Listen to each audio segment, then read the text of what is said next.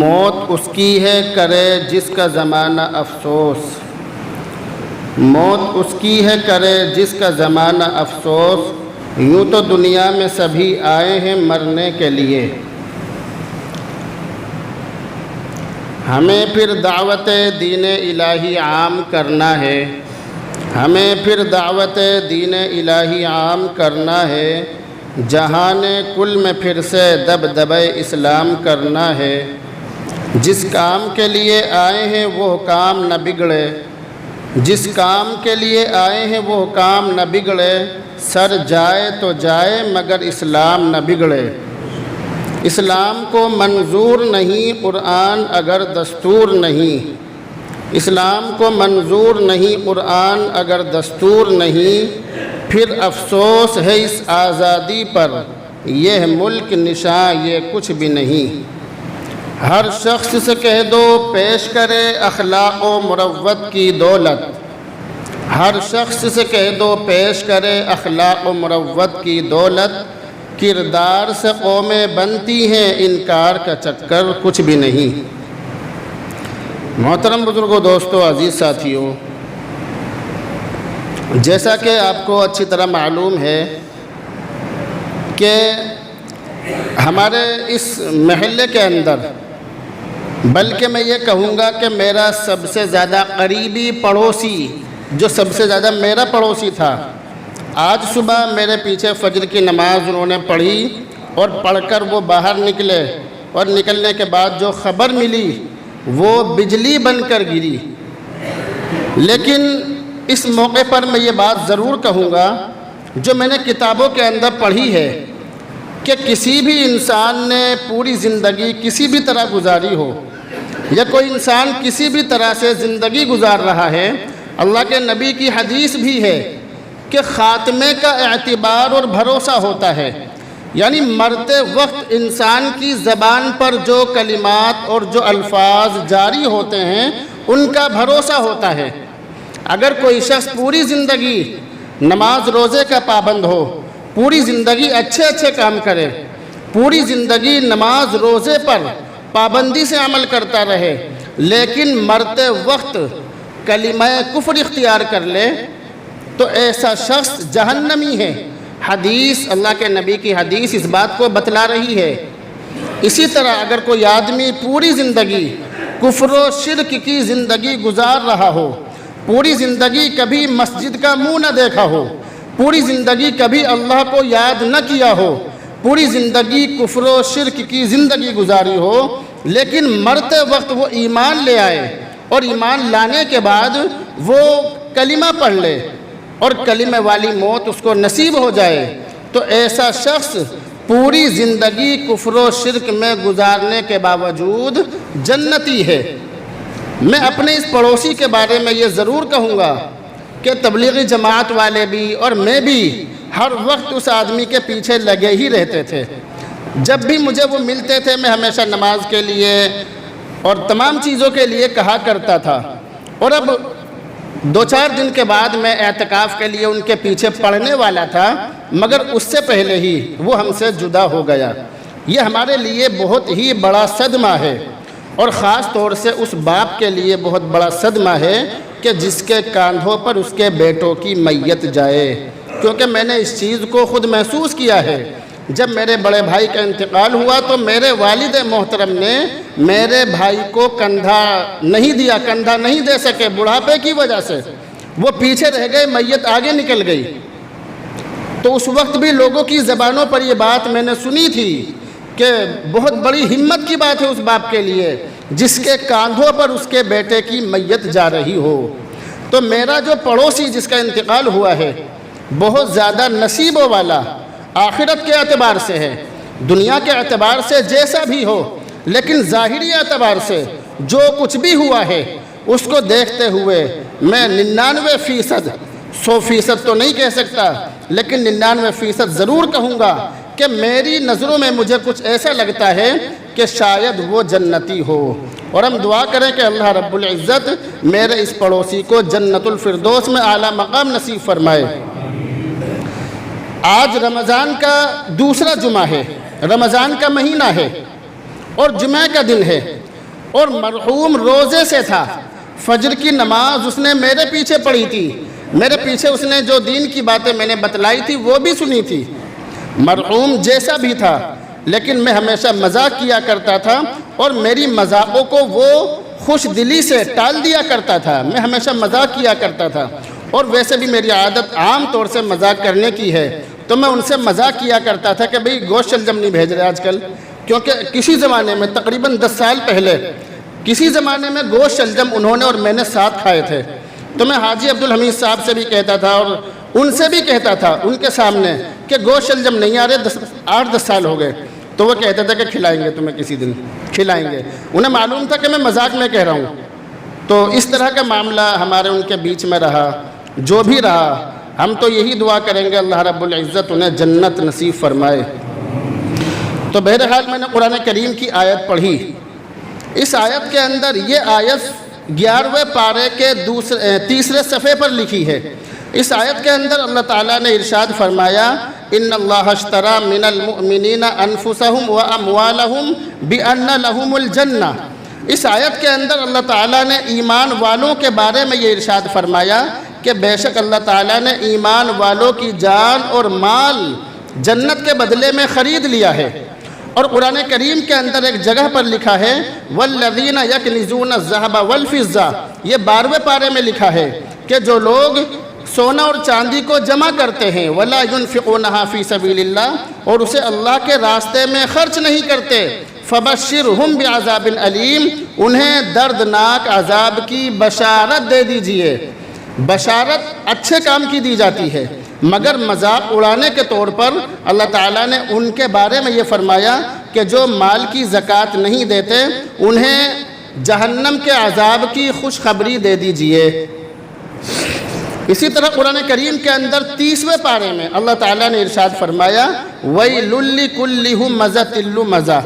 یہ پوری جو صورت ہے، اس صورت کے اندر اللہ تعالیٰ نے مال جمع کرنے والوں کے بارے میں اور مال گننے والوں کے بارے میں فرمایا وَيْلٌ لِّكُلِّ ہُمَزَةٍ لُّمَزَةٍ، بربادی ہو، دنیا کے اندر بھی برباد ہو اور آخرت کے اندر وَيْلٌ، جہنم کے اندر ایک وادی کا نام ہے، اس کے اندر اس آدمی کو ڈالا جائے گا جس کے بارے میں آپ کو بتلا رہا ہوں۔ تو قرآن کریم کے اندر فرمایا وَيْلٌ لِّكُلِّ ہُمَزَةٍ لُّمَزَةٍ الَّذِي جَمَعَ مَالًا وَعَدَّدَهُ، جو آدمی مال کو جمع کرتا ہے اس آدمی کے لیے بربادی ہو، يَحْسَبُ أَنَّ مَالَهُ أَخْلَدَهُ، وہ سمجھتا ہے کہ اس کا مال ہمیشہ رہے گا، اخلدہ کے معنی ہے مال ہمیشہ رہے گا، کَلَّا لَيُنبَذَنَّ فِي الْحُطَمَةِ، ایسا نہیں ہے، سنو اسے ڈالا جائے گا حطمہ میں، کَلَّا لَيُنبَذَنَّ فِي الْحُطَمَةِ، ڈالا جائے گا اس کو حطمہ میں، وَمَا أَدْرَاكَ مَا الْحُطَمَةِ، اللہ تعالیٰ اپنے نبی سے کہہ رہا ہے کہ تمہیں معلوم ہے حطمہ کیا چیز ہے؟ اللہ تعالیٰ نے پہلے تو یہ بتلایا کہ ایسے آدمی کو حطمہ کے اندر ڈالا جائے گا، پھر فرمایا اے میرے نبی تمہیں معلوم ہے کہ حطمہ کیا چیز ہے؟ نار اللہ الموقدہ، دہکتی ہوئی آگ ہے، یعنی ایسے آدمی کو جہنم میں ڈالا جائے گا جو آدمی مال کماتا ہے پھر اس کو جمع کرتا ہے اور پھر اس کو گن گن کر رکھتا ہے۔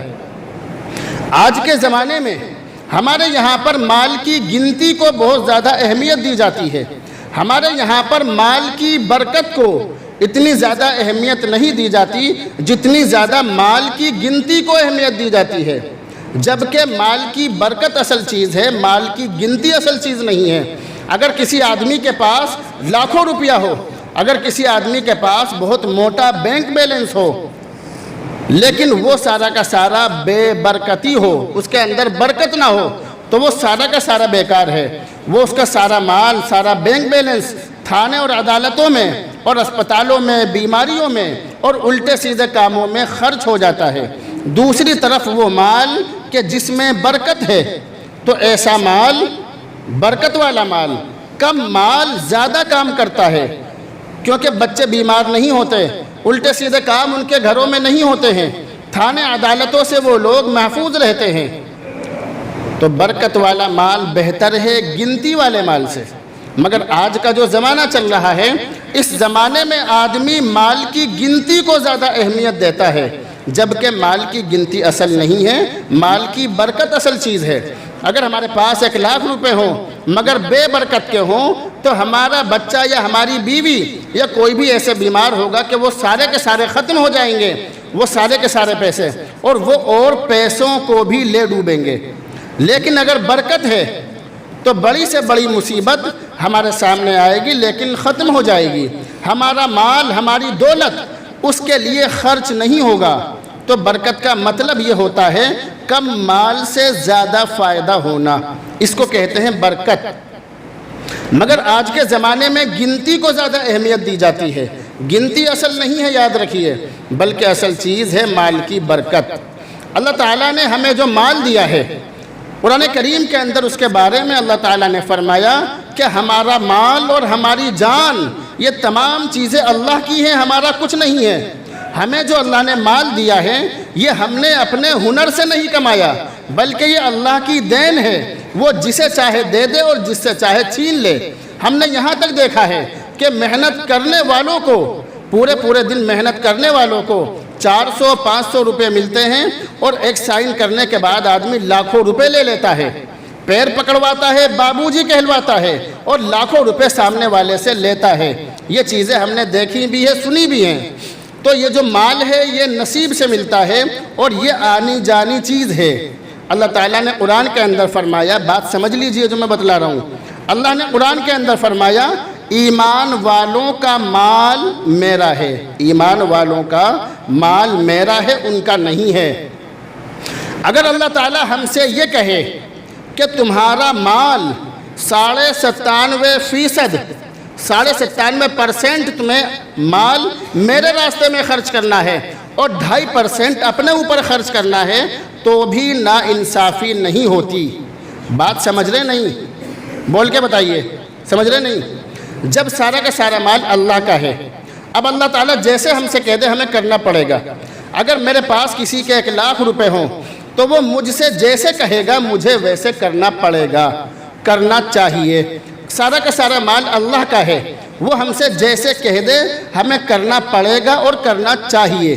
مگر اللہ نے ہم سے یہ نہیں کہا کہ تم اپنے اوپر صرف 2.5% خرچ کرو اور 97.5% میرے اوپر خرچ کرو، ایسا نہیں کہا، بلکہ ہم سے یہ کہا کہ 97.5% اپنے اوپر خرچ کرو، صرف 2.5% میرے راستے میں خرچ کر دو، صرف 2.5%، یعنی 100 روپے میں سے 2.5 روپے سال گزرنے پر میرے راستے میں خرچ کر دو، بس اس سے زیادہ مجھے تم سے کچھ نہیں چاہیے۔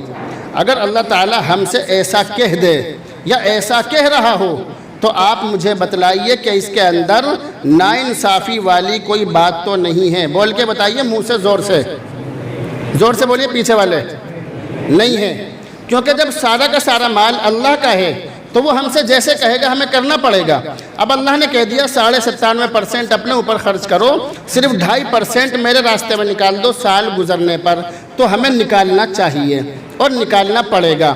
نہیں نکالیں گے تو پکڑ ہوگی دنیا کے اندر بھی اور آخرت میں بھی پکڑ ہوگی۔ میں نے پچھلے ہفتے آپ کو بتلایا تھا کہ آج کل کا جو دور چل رہا ہے، جو اس وقت چاندی کا بھاؤ ہے، 35,175 روپے پر زکوٰۃ فرض ہو رہی ہے۔ 35,175 روپے پر آج کے وقت زکوٰۃ فرض ہو رہی ہے۔ 35,200 روپے مان لو، چلو 35,200 روپے جس کے پاس ہوں، ضرورت سے زیادہ ہوں، روزانہ کی ضرورت سے زیادہ ہوں، تو ایسے آدمی پر زکوٰۃ فرض ہے۔ اس آدمی کو اپنے کل مال میں سے، جس مال کا وہ مالک ہے، اس مال میں سے 2.5% نکال کر غریبوں کو اور اللہ کے راستے میں دینا پڑے گا۔ میں نے پچھلے ہفتے آپ کو یہ بتلایا تھا کہ زکوٰۃ 3 چیزوں پر فرض ہے، پچھلے ہفتے بتلایا تھا۔ جن لوگوں نے جمعہ یہاں پڑھا تھا ان کو اچھی طرح معلوم ہے۔ میں نے پہلی چیز بتلائی تھی روپیہ پیسہ، آدمی کے پاس جو روپیہ پیسہ ہے اس روپیہ پیسے پر زکوٰۃ فرض ہے۔ اور دوسری چیز بتلائی تھی میں نے سونا چاندی، اور تیسری چیز بتلائی تھی مال تجارت یعنی بیچنے کا سامان۔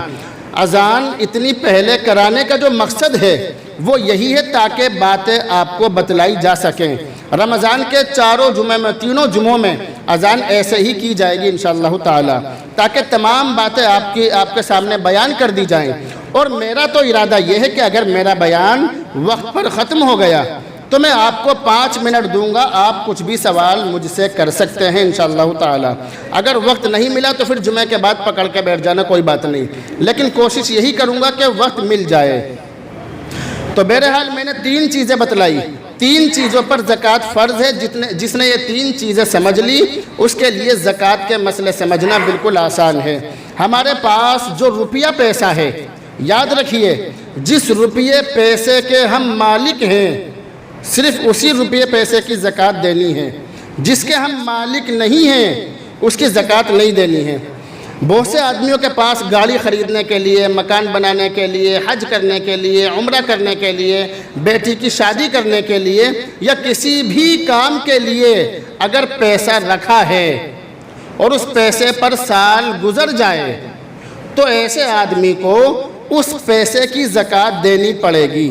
اب کوئی آدمی یہ کہنے لگے کہ حج تو ضرورت میں داخل ہے یا بیٹی کی شادی ضرورت میں داخل ہے، تو شریعت کی نظر میں یہ چیز ضرورت میں داخل نہیں ہے۔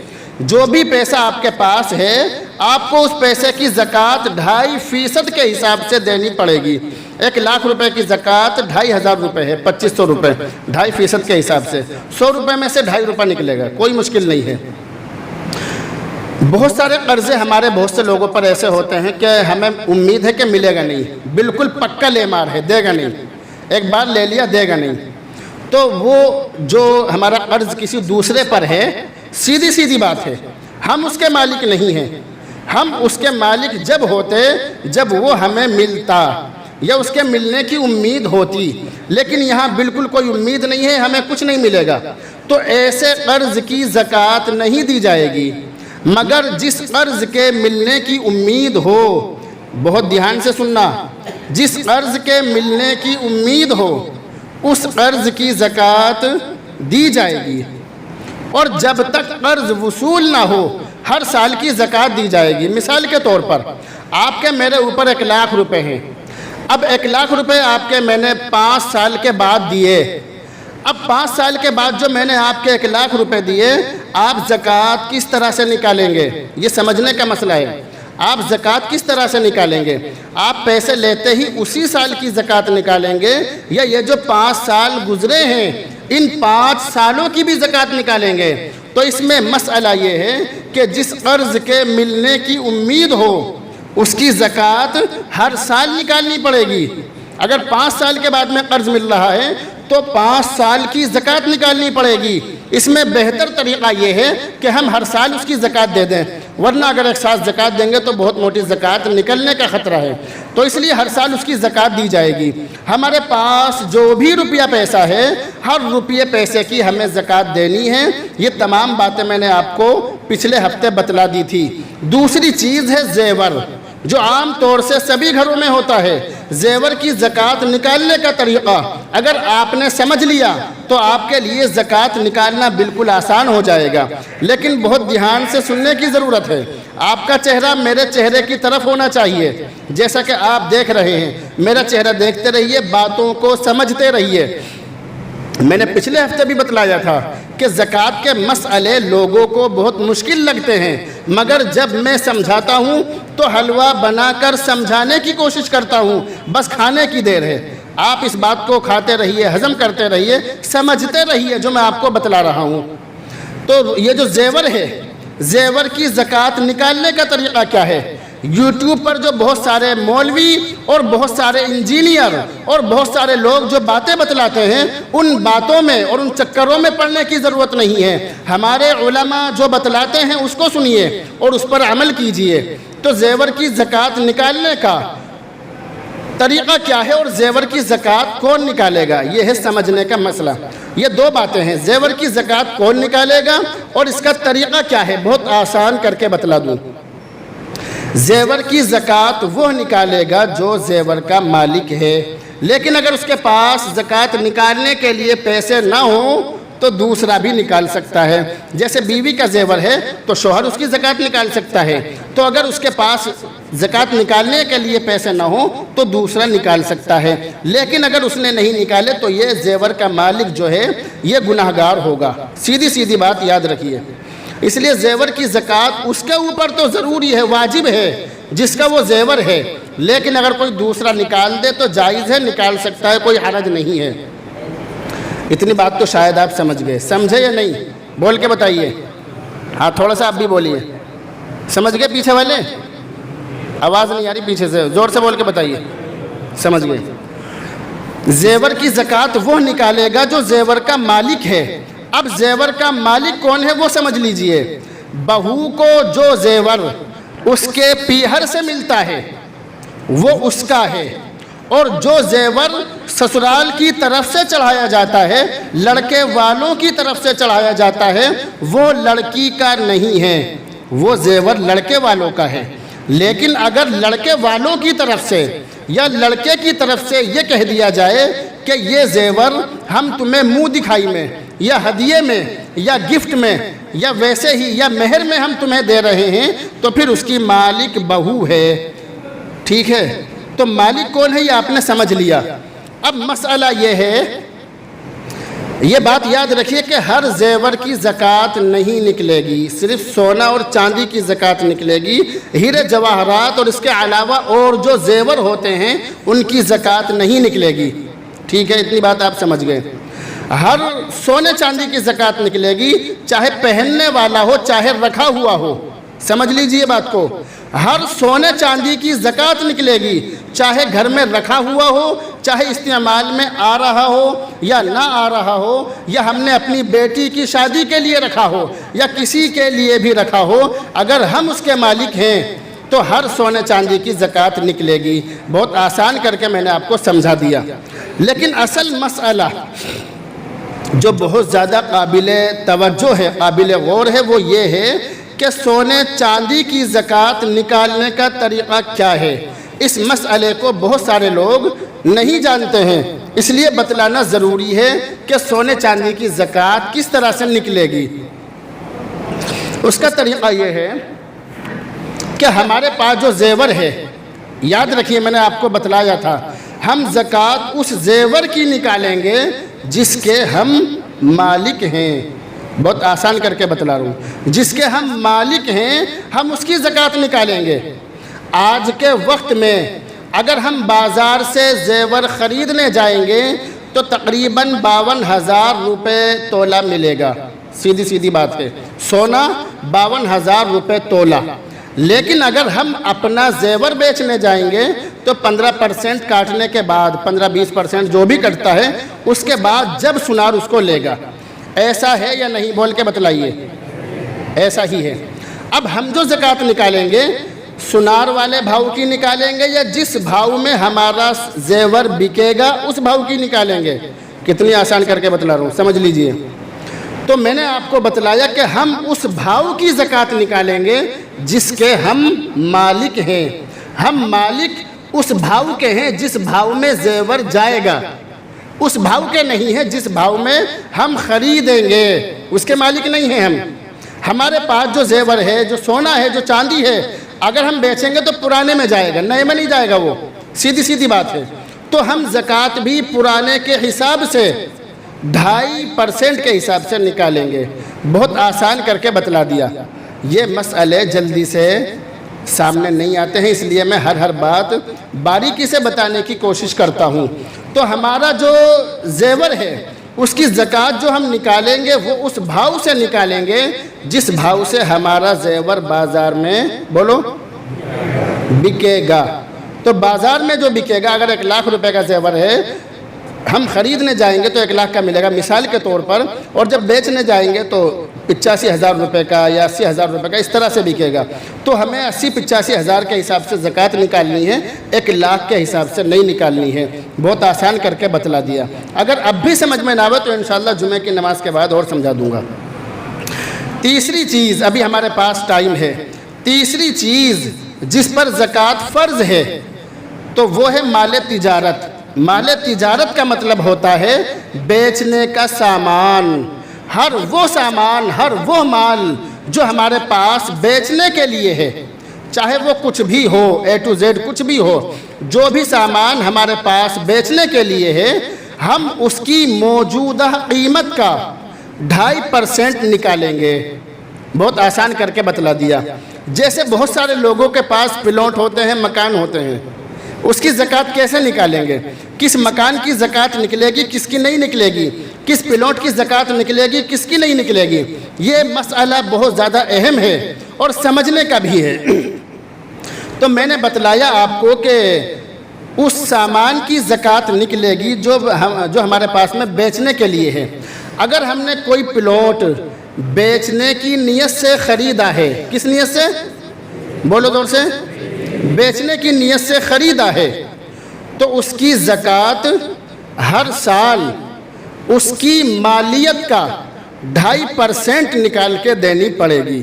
جیسے ہم نے کوئی پلاٹ خریدا، مثال کے طور پہ کتنے کا بھی خریدا، آج ہمیں اس کی زکوٰۃ نکالنی ہے۔ ہم نے 5 لاکھ کا خریدا، 10 کا خریدا، جتنے کا بھی خریدا، تو آج ہمیں یہ دیکھنا ہے کہ اس کی مارکیٹ ویلیو کیا ہے، مارکیٹ میں آج کے ٹائم میں وہ کتنے کا بکے گا۔ مثال کے طور پہ 10 لاکھ روپے کا ہمارا پلاٹ بکے گا تو اس 10 لاکھ روپے کا 2.5% ہمیں نکالنا ہے۔ سیدھی بات ہے۔ تو اگر ہم نے کوئی پلاٹ یا کوئی مکان بیچنے کی نیت سے خریدا ہے تو اس کی موجودہ قیمت کا، سمجھ لیجئے ایک لفظ، اس کی موجودہ قیمت کا 2.5% نکالنا پڑے گا، ہر سال نکالنا پڑے گا۔ جب تک آپ اس کو نہیں بیچیں گے ہر سال آپ کو نکالنا پڑے گا۔ اور اگر آپ چاہیں کہ ہر سال کی ایک ساتھ نکال دیں، مثال کے طور پہ ہمارا پلاٹ 5 سال میں بکا، 10 سال میں بکا، تو آپ چاہیں تو 10 سال بعد ہر سال کی زکوٰۃ ایک ساتھ بھی نکال سکتے ہیں۔ لیکن بہرحال زکوٰۃ ہر سال نکلے گی، ایسا نہیں ہے کہ جب بکے گا تو اسی سال کی زکوٰۃ نکلے گی، ایسا نہیں ہے، ہر سال کی زکوٰۃ نکالنی پڑے گی۔ اسی طرح اگر ہم نے کوئی مکان رہنے کے لیے خریدا ہے، یہ بہت سمجھنے کے مسئلے ہیں۔ اگر ہم نے کوئی مکان رہنے کے لیے خریدا ہے تو چاہے وہ 50 کروڑ روپے کا ہو، اس کی کوئی زکوٰۃ نہیں نکلے گی، چاہے 50 کروڑ روپے کا ہے، کیونکہ وہ ہماری ضرورت میں داخل ہے۔ تو جو ہم نے بیچنے کے لیے خریدا اسی پر زکوٰۃ ہے، چاہے مکان ہو، پلاٹ ہو، گاڑی ہو، موبائل ہو، بنگلہ ہو، کچھ بھی ہو، ہمارے پاس جو بھی سامان ہے، ہر سامان جو بھی بیچنے کے لیے ہے اس کی موجودہ قیمت کا 2.5% نکلے گا۔ اب بہت سارے لوگ سوال کرتے ہیں واٹس ایپ پر، یوٹیوب پر مجھ سے سوال کرتے ہیں کہ ہماری کپڑے کی دکان ہے، راشن کی دکان ہے، پرچون کی دکان ہے، یا بہت ساری چیزوں کی لوگوں کی دکانیں ہیں، الگ الگ دکانیں ہیں، تو کیا ان پر بھی زکوٰۃ ہے یا نہیں؟ یہ بہت سارے لوگوں نے سوال کیا۔ تو اس سوال کا جواب یہ ہے کہ ہم کسی بھی چیز کی ہم دکان کرتے ہیں، ہماری دکان کے اندر جو سامان بیچنے کے لیے ہے اس سامان کی آج کی جو قیمت ہے اس قیمت کا 2.5% ہمیں نکالنا ہے۔ مگر دکان کے اندر جو مشینیں ہیں یا کسی کی گاڑیاں چل رہی ہیں، جیسے ہماری جو برادر ہے فاروقی برادر، ان کی زیادہ تر گاڑیاں چلتی ہیں، تو گاڑیوں پر یا کارخانے کی مشینوں پر زکوٰۃ فرض ہے یا نہیں؟ تو اس کا جواب یہ ہے کہ کارخانے کی مشینوں پر یا جن چیزوں سے ہم کماتے ہیں ان چیزوں پر یا ہماری گاڑیوں پر، ان پر زکوٰۃ فرض نہیں ہے، ان کی کمائی پر زکوٰۃ فرض ہے جبکہ سال گزر جائے، جبکہ سال گزر جائے ان کی کمائی پر زکوٰۃ فرض ہے، گاڑیوں پر زکوٰۃ نہیں ہے۔ اسی طرح کارخانے کی مشینوں پر بھی زکوٰۃ نہیں ہے۔ تو ہماری دکان میں جو سامان بھرا ہوا ہے بیچنے کے لیے، اس تمام سامان کی ہمیں زکوٰۃ دینی ہے۔ بہت سارے لوگ اندازے سے زکوٰۃ ادا کر دیتے ہیں، زکوٰۃ زیادہ نکل جائے، کم نہیں نکلنی چاہیے، اس بات کا دھیان رکھیں۔ اگر 1 بھی روپیہ ہمارے مال میں رہ گیا زکوٰۃ کا تو پورے مال کو تباہ و برباد کرنے کے لیے کافی ہے۔ اسی طرح سے ہمارے یہاں پر ایک مسئلہ آپ کو بتلانا ہے، لیکن پہلے اس کے بارے میں مجھے آپ سے معلوم کرنا ہے۔ زکوٰۃ نکالنے کا جو مسئلہ ہے، زکوٰۃ نکالنے کا جو معاملہ ہے، اس میں یہ ہے کہ اگر مال پر سال گزر جائے تو جب زکوٰۃ نکلے گی۔ تو یہاں جو جتنے لوگ بیٹھے ہیں، کس آدمی کو یہ معلوم ہے کہ سال گزرنے پر زکوٰۃ نکلتی ہے؟ ہاتھ اٹھا کے بتائیے۔ اگر زیادہ لوگ ہوں گے تو ہی اس مسئلے کو سمجھاؤں گا، اگر کم لوگ ہیں تو پھر نہیں سمجھاؤں گا۔ کتنے لوگوں کو معلوم ہے کہ سال گزرنے پر زکوٰۃ دی جاتی ہے؟ معلوم؟ ہاں ہاتھ اٹھا لو۔ چلو، یعنی کم لوگ ایسے ہیں جن کو یہ بات معلوم ہے، لیکن جنہیں معلوم ہے ان میں سے بھی زیادہ تر لوگ کنفیوز رہتے ہیں۔ زیادہ تر لوگوں کو معلوم نہیں ہوتا کہ سال گزرنے کا مطلب کیا ہے۔ تو میں نے اس بارے میں لوگوں کو جو بھی مجھ سے معلوم کرتا ہے میں سبھی کو سمجھاتا ہوں۔ ویسے میں آج سمجھاتا، لیکن سمجھانے سے پہلے آپ کے سامنے ایک بات رکھنا بہت ضروری ہے۔